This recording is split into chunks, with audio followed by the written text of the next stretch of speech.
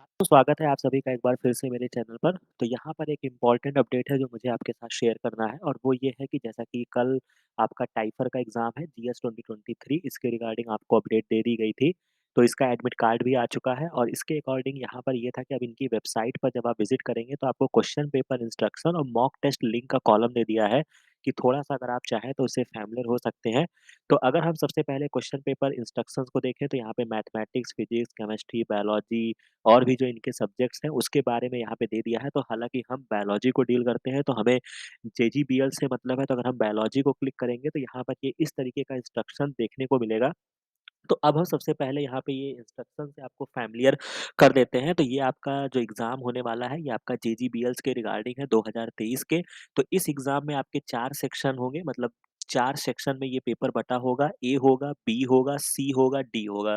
ठीक है? इसको बहुत ध्यान से समझ लीजिएगा। ए जो होगा, ये आपका जनरल साइंस कह लीजिए या जनरल एप्टीट्यूड कह लीजिए। ठीक है? और बी जो आपका होने वाला है, बी जो आपका रहेगा वो रहेगा आपका फ़िज़िक्स का रहेगा, सी जो रहेगा वो आपका केमिस्ट्री बैकग्राउंड का रहेगा और डी जो होगा वो आपका बायोलॉजी होगा। ठीक है? तो ये 4 सेक्शन में आपके पेपर बँटे होंगे, ये हमने समझ लिया। सारे क्वेश्चन्स जो होने वाले हैं वो आपके मल्टीपल चॉइस होने वाले हैं, इस बात को याद रखिएगा और केवल उसमें एक ऑप्शन आपका सही होगा, यानी कि इसमें जैसे कभी-कभी आप गेट में देखते हैं कि अब उन्होंने गेट में क्या कर दिया है कि किसी क्वेश्चन में क्या होता है कि एक से अधिक ऑप्शन सही होते हैं, तो यहाँ पे ऐसा नहीं है। केवल एक ऑप्शन करेक्ट होगा, आंसर आपको देना होगा, उसके बगल में एक बटन दिया होगा, कंप्यूटर बेस्ड एग्ज़ाम है, ठीक है? उसको भी अभी हम समझ लेंगे। हर सेक्शन में आपके 15 क्वेश्चन होंगे, इसको याद रखिएगा। मतलब कि समझ लीजिए कि इस सेक्शन में भी 15 क्वेश्चन होंगे, यहाँ पर भी 15 क्वेश्चन होंगे, यहाँ पे भी 15 होंगे और यहाँ पर भी 15 होंगे। बट इंटरेस्टिंग बात ये है कि यहाँ पे जो ये पर्टिकुलर जो होगा, ये भी सब सेक्शन में बँटा होगा। मान लीजिए कि आपका ये सेक्शन ए है, तो इसके 2 सब सेक्शन होंगे, इसको मैं स्मॉल में लिख देता हूँ, इसको कैपिटल में लिख देता हूँ। इस तरीके से इसमें भी 15 क्वेश्चन मतलब 15 क्वेश्चन डिवाइड होंगे।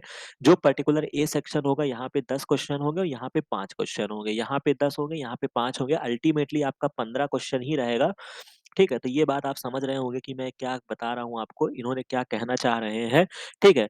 और इंटरेस्टिंग बात ये है कि आपका जो नेगेटिव मार्किंग है वो आपका 0.5 का नेगेटिव मार्किंग है, तो अच्छा खासा नेगेटिव मार्किंग है, बट इंटरेस्टिंग चीज़ यहाँ पे ये आपको मिलेगी कि जो आपका correct answers in the section A subsection में जो आपका रहेगा, उसमें आपका 1 नंबर मिलेगा। मान लीजिए कि इस पर्टिकुलर ए सबसेक्शन में आपके सही करने पर आपको 1 मार्क्स दिए जाएँगे और जिसमें 5 क्वेश्चन ये आपके सेक्शन बी कह लीजिए, इसमें जब आप क्वेश्चन को सही करेंगे तो आपके 2 मार्क्स होंगे।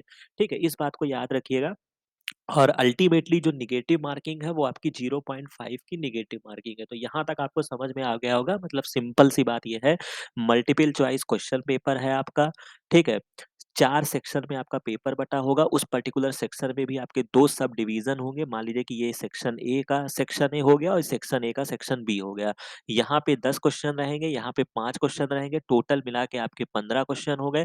इसको सही करेंगे तो आपको 1 नंबर मिलेगा और इसको सही करेंगे तो आपको 2 नंबर मिलेगा, समझ रहे हैं? और अल्टीमेटली जो आपकी नेगेटिव मार्किंग होगी वो आपकी 0.5 होगी। तो इस पर्टिकुलर पहलू को हमने समझ लिया है, बाकी अब यहाँ पर हम एक चीज़ को और देख लेते हैं, यहाँ पे मॉक टेस्ट की लिंक दी है। तो हालाँकि जो बच्चे नॉर्मल पेपर देते रहते हैं, उनके लिए कोई नई बात नहीं है, टीसीएस पेपर कंडक्ट कराता है, तो उसी के अकॉर्डिंग यहाँ पे आपको देखने को मिलेगा। सिंपल सा आप यहाँ पे साइन इन करेंगे, ये इस तरीके से आपका पोर्टल ओपन हो रहा है, राइट? तो हालाँकि यहाँ पे आप इंस्ट्रक्शंस पढ़ लीजिए, हालाँकि ये मॉक टेस्ट उन्होंने 10 मिनट का दिया है, केवल आपको फ़ैमिलियर कराने के लिए, ठीक है? तो हम इसके बारे में आपको सारी चीज़ें अभी आपको हम बता देंगे, ठीक है? तो यहाँ पर आप क्या करेंगे, इसको नेक्स्ट करेंगे, नेक्स्ट करने पर ये जो भी कह रहा है हमने इसको एक्सेप्ट कर लिया है, अब ये रेडी टू बिगिन हो जाएगा, ठीक है? तो इसको थोड़ा-सा समझ लेते हैं कि आपको कैसे वहाँ पे क्या अप्रोच करना है, ठीक है? तो जब आप पेपर देने बैठेंगे तो आपको इस तरीके से पूरा सिस्टम दिखेगा, यहाँ पे टाइम लेफ्ट जो होगा वो आपका जो भी जितने देर का पेपर होगा वो आपको वहाँ पे दिखेगा। तो इंटरेस्टिंग चीज़ है कि जैसे मान लीजिए कि एक पहला क्वेश्चन आपने देखा कि gas usually filled in the electric bulb में कौन-सी गैस फिल्ड होती है? नाइट्रोजन दिया है, हाइड्रोजन दिया है, कार्बन डाइऑक्साइड है, ऑक्सीजन है। तो अगर इसको आप रिमाइंड करेंगे तो यहाँ पे इनर्ट गैस भरी जाती है, ठीक है? तो बेसिकली आपकी आर्गन होती है, बट ये देखिए यही इस पेपर की खूबसूरती है कि जो आप कॉमनली देखते हैं वो ऑप्शन में नहीं है। समझ रहे हैं? आर्गन यहाँ पे नहीं है तो उसमें कुछ अमाउंट में नाइट्रोजन होता है। तो मान लीजिए कि इस पर हम श्योर हैं, तो हम क्या करेंगे, सेव एंड नेक्स्ट कर देंगे। तो जो आपका ग्रीन से हो जाएगा उसका मतलब क्या है कि आपने उसको सही समझ लिया है, आपने उस पे 100% श्योर है। फिर आपसे पूछ रहा है कि which of the following is the lubricant. अब मान लीजिए कि इस ऑप्शन में आप कन्फ्यूज़ हैं या आपको लगता है कि मुझे सिलिका पे लग रहा है, तो सिलिका आपने क्लिक किया लेकिन आप 100% श्योर नहीं है, तो आप क्या करेंगे mark for review and next कर देंगे। तो इसका मतलब है कि आपने सोचा है, लेकिन इसको बाद में देखेंगे। फिर आपसे पूछ रहा है कि which of the gas is a green house gas नहीं है। तो इसमें मान लीजिए कि आपको लग रहा है कि मुझे नहीं आ रहा है, तो आप क्या करेंगे, आप इसमें आगे बढ़ जाएँगे, सेव एंड नेक्स्ट कर देंगे, ठीक है? तो इस तरीके से ये आपका रेड रहेगा। इसके अलावा मान लीजिए कि अगर आप फिर से मान लीजिए कि अगर आप सेलेक्ट भी नहीं करते हैं, which of the following is used in a pencil, तो पेंसिल में ग्रेफाइट होता है, ये सारी चीज़ें अगर आप मेरे लेक्चर्स को फॉलो करते हैं, तो आपको मिलेगा।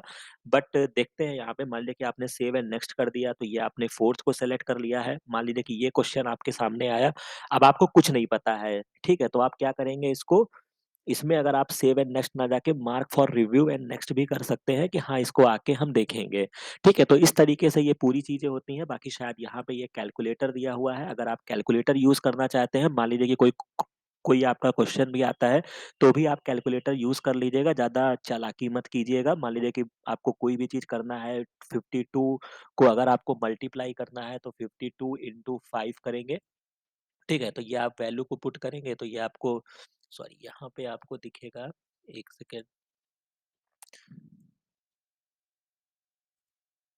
1 सेकंड मैं आपको वापस से दिखा देता हूँ। ये है आपका, ये मान लीजिए कि आपने इसको, ये शायद यहाँ पे ये आइकॉन है मेरा, इसको मैं इधर कर देता हूँ। ठीक है, ये देखिए अब आपका आ गया 52 इंटू 5 इज इक्वल टू 260। तो इस तरीके से ये आपको वहाँ पे अगर आप कैलकुलेट करना चाहते हैं, तो ये आपको मोलारिटी मतलब आप कैलकुलेटर से आप वैल्यूज़ को कैलकुलेट कर सकते हैं। तो इस तरीके से आप सारा चीज़ देख लेंगे, मतलब एक फ़ैमिलियर करने के लिए है, इतने भी आसान क्वेश्चंस वहाँ पे नहीं पूछे जाएँगे। फिर आपको क्या करना है, अगर आप सबमिट करते हैं, तो इस तरीके से आप एग्ज़ाम को सबमिट कर देंगे। फिर अगर आप कुछ और भी चीज़ें देखना चाहते हैं, तो इस तरीके से आप यहाँ पे करेंगे। ठीक है, तो यहाँ पे ये आपका कैंसल कर देंगे, तो आप वापस से अपने पोर्टल पर आ जाएँगे। तो ये इम्पोर्टेंट अपडेट था जो मुझे आपके साथ साझा करना था, ठीक है। आशा है कि ये सारी चीज़ें आपके लिए काफ़ी हेल्पफुल रहेंगी एग्ज़ामिनेशन के पेपर को लेके, मॉक टेस्ट को लेकर जो भी आपको चीज़ें यहाँ पे बताई गई हैं। बाकी कोई अगर आपको कन्फ्यूज़न होती है तो आप कमेंट सेक्शन में बता सकते हैं, ठीक है। तो याद रखिएगा, बाकी all the very best for your exam, ठीक है। बाकी मिलते हैं नेक्स्ट वीडियो में नेक्स्ट इन्फॉर्मेशन के साथ। Thank you very much.